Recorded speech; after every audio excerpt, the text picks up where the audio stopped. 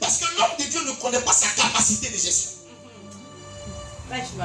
Est-ce que quelqu'un m'a dit Amen? Amen. Est-ce que quelqu'un m'a dit Amen? Amen.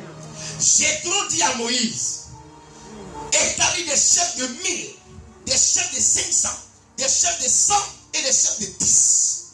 Parce que le chef de 1000, Dieu sait qu'il ne peut pas être chef de 10. Le chef de 10, Dieu sait qu'il ne peut pas être chef de 500. Donc Dieu te donne un groupe de personnes à suivre en fonction de ta capacité. Amen. Maintenant, si toi tu dis franchement je suis pressé, tu vas aller te cogner la tête au mur parce que tu as envie de faire plaisir aux hommes. Un homme de Dieu doit enlever en lui l'envie de faire plaisir aux hommes. Est-ce que quelqu'un m'a dit Amen? Parce que le jour où tu mets en toi l'envie de faire plaisir aux hommes, tu as raté ta vocation. Je dis tu as raté ta vocation. Parce que le ministère, c'est pas pour faire plaisir à quelqu'un. Faire plaisir à ma mère ou faire plaisir à mon père ou à mon grand-père. C'est pas ça le ministère, ça n'a rien à voir. Est-ce que quelqu'un m'a dit Amen ce soir? Amen. Oh, dis-moi Amen fort. Amen. Que Dieu te bénisse. On va prendre nos Bibles.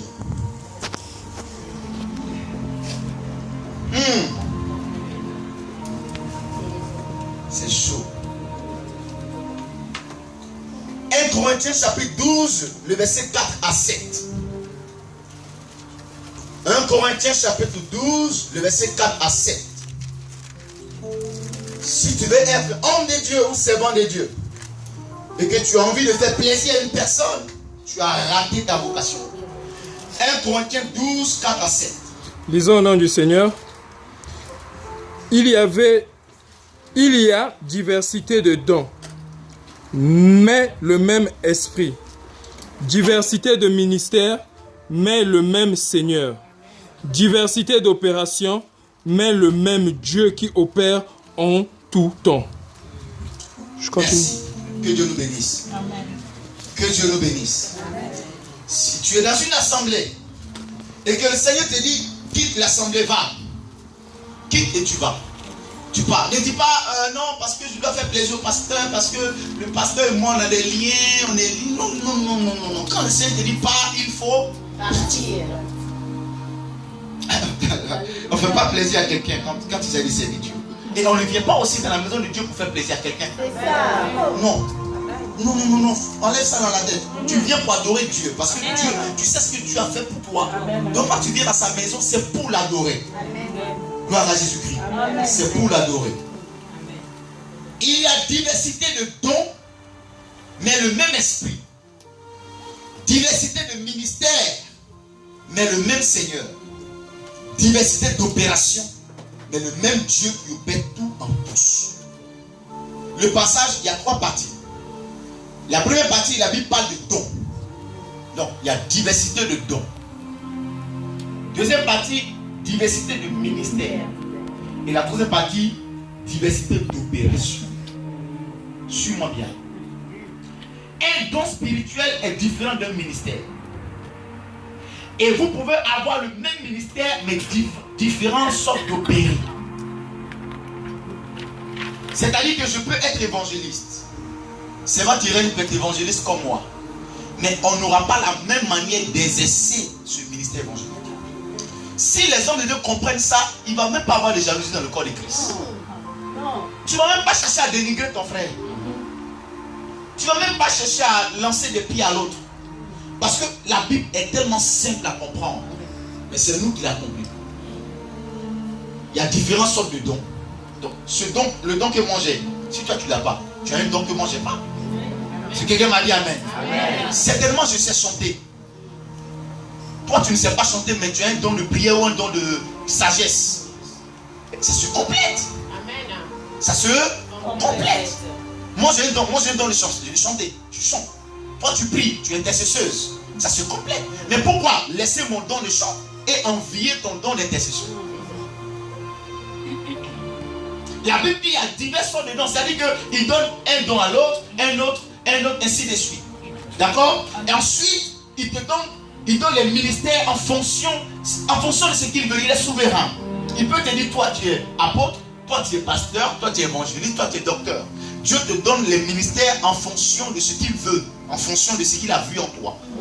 D'accord? Maintenant, si moi je suis évangéliste et toi tu es prophète, je n'ai pas besoin d'envier le prophète.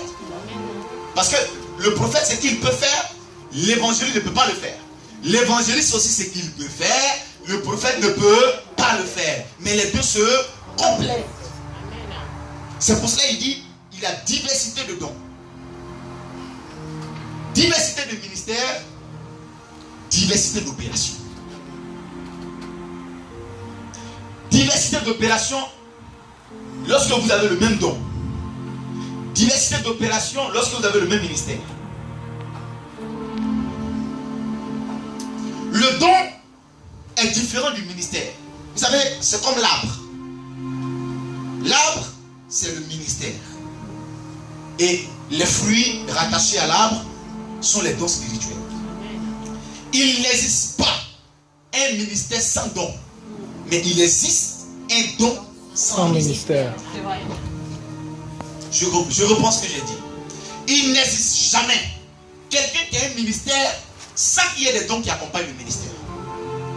Si tu as un ministère, forcément, ce ministère aura besoin des dons spirituels. Mais si tu as un don, tu peux ne pas avoir un ministère. Tu peux te contacter juste à ce don-là. Vous savez, le ministère, c'est un appel. Le don, ce n'est pas un appel. Le ministère, c'est un appel. C'est une vocation. C'est un mandat. Dieu te dit, je t'appelle afin que tu sois évangéliste. Donc, tu es consacré à Dieu en tant qu'évangéliste. Tu es consacré à Dieu en tant que pasteur. Tu es consacré à Dieu en tant que docteur. Tu es consacré à Dieu en tant qu'apôtre. C'est un appel, c'est un mandat. C'est une charge que Dieu te donne. Mais le don est différent du ministère. Il y a une petite différence. Souvent les gens ils confondent tout. Non, il y a une différence entre une personne qui a un don spirituel et une personne qui a un ministère. C'est pour ça souvent les gens ont l'impression de confondre celui qui a un ministère de prophète et celui qui a un don de prophétie. Souvent les gens n'arrivent pas trop à faire la différence. Et les gens n'arrivent pas aussi à faire la différence entre quelqu'un qui manifeste un don de parole de connaissance et quelqu'un qui manifeste un don de prophétie. Les gens n'arrivent pas à savoir à quel moment c'est un don de prophétie et à quel moment c'est une parole de connaissance. On a tendance à tout mélanger dans le corps de Christ. Or, il faut faire la différence. Parce que la Bible est très claire. Il faut savoir faire la différence du don de prophétie et du ministère prophétique. Le don, c'est la grâce que Dieu te fait. D'abord, le don veut dire ce qu'on ne mérite pas. Un don, c'est ce qu'on ne mérite pas qu'on reçoit. Gloire à Jésus. Les dons spirituels, en grec, ça veut dire pneumatika. Ça veut dire la grâce, ce qu'on ne mérite pas. Ce qu'on n'a pas le droit d'avoir normalement. Un don, c'est ce. En temps normal, tu n'as pas le droit de l'avoir. Mais par amour, Dieu te donne. Il te fait un don, il te fait un cadeau, il t'offre. Gloire à Jésus-Christ. Dis Amen avec moi. Amen. Et c'est le Saint-Esprit qui donne les dons. Et quand tu as le don, le Seigneur t'utilise. Pas de façon permanente. Mais il t'utilise de temps en temps quand il a besoin. Je reprends. Amen. Amen. Une personne qui a un don. La personne a le don en lui, en elle. D'accord? Dieu, il t'utilise de temps en temps. Il a besoin de toi pour régler un problème. Là, tout de suite. Gloire à Jésus-Christ. Et après, le don reste calme. D'accord? Quand Dieu a besoin de toi, allez, il active le don en toi. D'accord? Mais le ministère, c'est un appel. Il est installé en toi. Le ministère, il est là. Il est implanté. Tu l'as à vie. Il se manifeste partout où tu vas.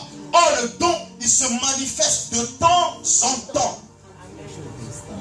C'est pour cela qu'on ne peut pas bâtir une église sur un don. Parce qu'une église bâtie sur un don n'a pas longue vie. Parce que le jour où le don ne fonctionne plus, l'église aussi ne fonctionne pas. Amen. Donc, si tu bâtis ton église sur un don, le jour que le don ne fonctionne plus, tu seras obligé d'aller rajouter d'autres choses pour garder toujours la tendance.